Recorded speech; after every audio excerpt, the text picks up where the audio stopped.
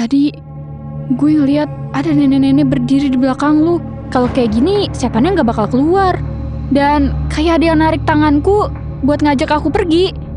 Badan gue nge-freeze coy, nggak bisa ngomong, apalagi kabur.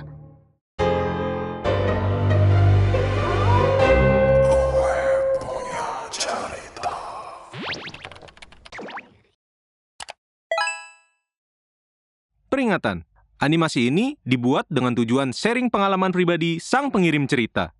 Dimohon untuk menghargai cerita tanpa menyudutkan beberapa pihak. Selamat menonton.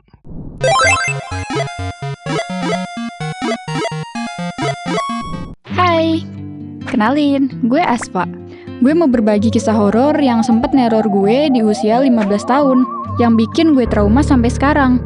Saat itu tahun 2020, lagi masa pandemi. Di masa itu, sekolah pada online kan. Pokoknya hidup serba dibatasin deh, gak bisa kemana-mana. FYI, keluarga gue ini punya toko kue di pasar. Daripada gue bengong-bengong doang di rumah, ntar yang ada malah kesambet. Jadilah gue jagain itu toko. Jadi toko ini tuh deket banget sama stasiun kereta, yang kebetulan deket juga sama pasar. Nah, di belakang toko ini, gak jauh, ada rumah gue dan saudara-saudara gue. Namanya Aira, Yumna, sama Rafka.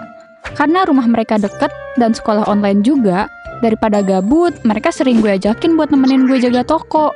Nah, hari itu hari Sabtu, sekitar jam 5 sore. Bunda gue pergi sama kakak gue. Katanya sih mau beli bahan-bahan buat kue. Jadi kita berempat jagain tokonya tuh.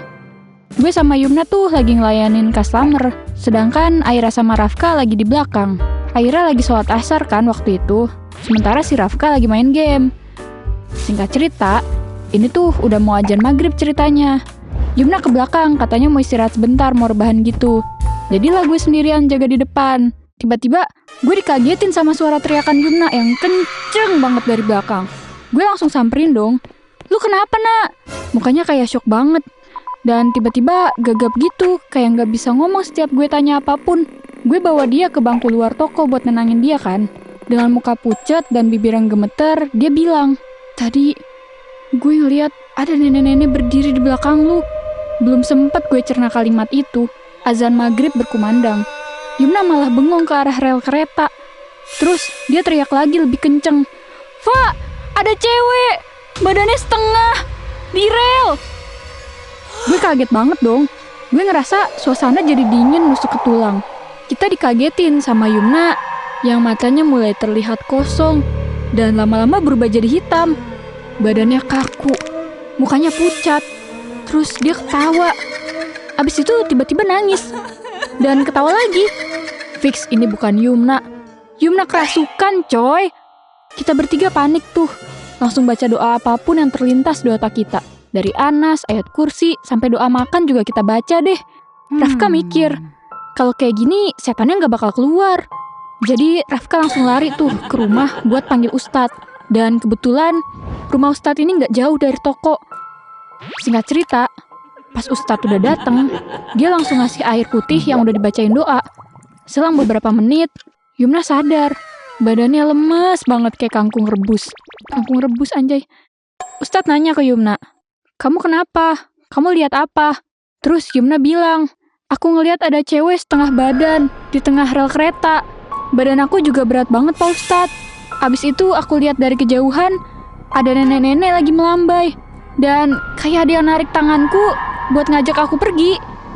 Berhubung saat itu udah masuk waktu maghrib, di situ Ustadz nyuruh kita sholat maghrib berempat.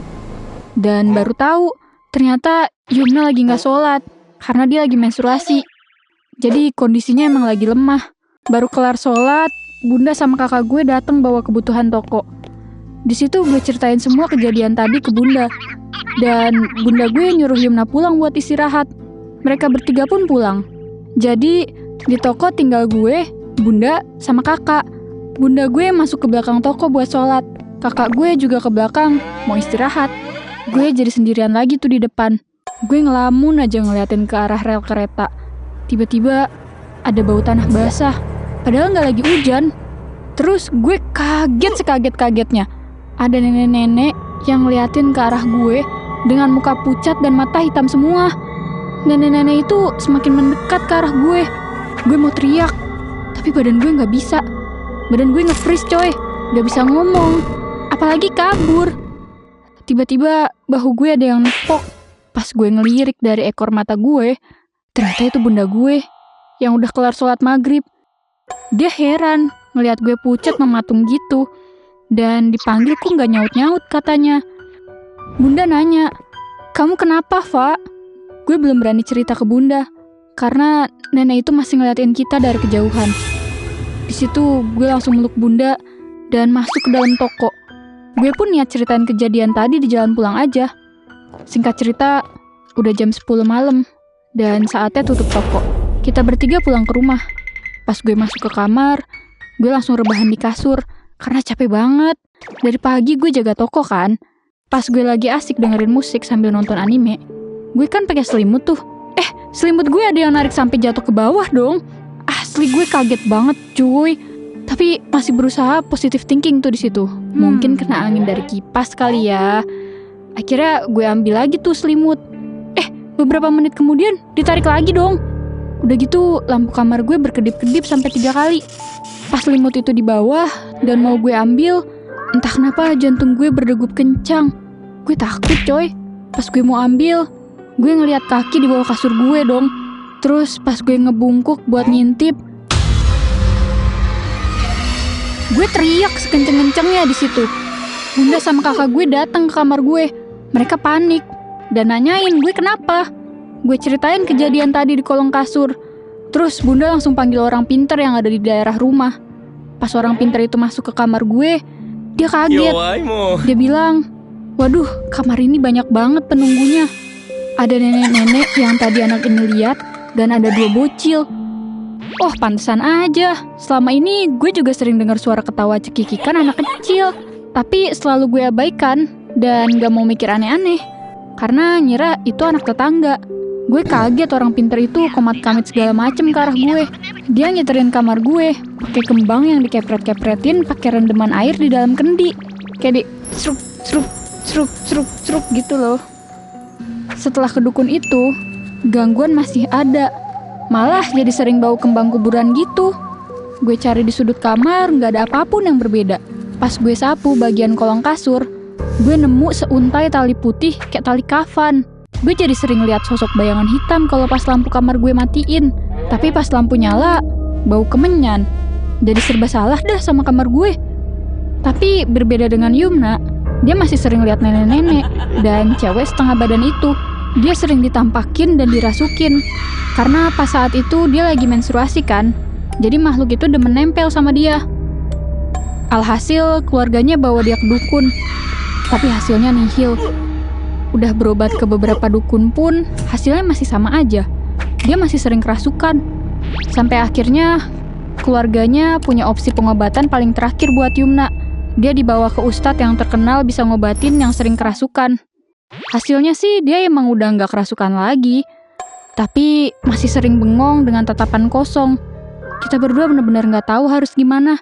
Akhirnya gue punya ide tuh buat balik ke toko dan ngedeketin rel itu. Sembari ngirimin doa buat sosok itu. Semoga tenang di alam sana dan gak ganggu kita lagi. Gue pun minta Aira, Yumna, sama Rafka buat ngaji bareng-bareng di toko. Kelar ngaji di toko nih, besokannya lanjut ke kamar gue dan ke rumah Yumna. Pokoknya seminggu tuh tanpa nonstop deh. Dan itu kita lakuin berbulan-bulan. Ternyata usaha gak mengkhianati hasil, guys.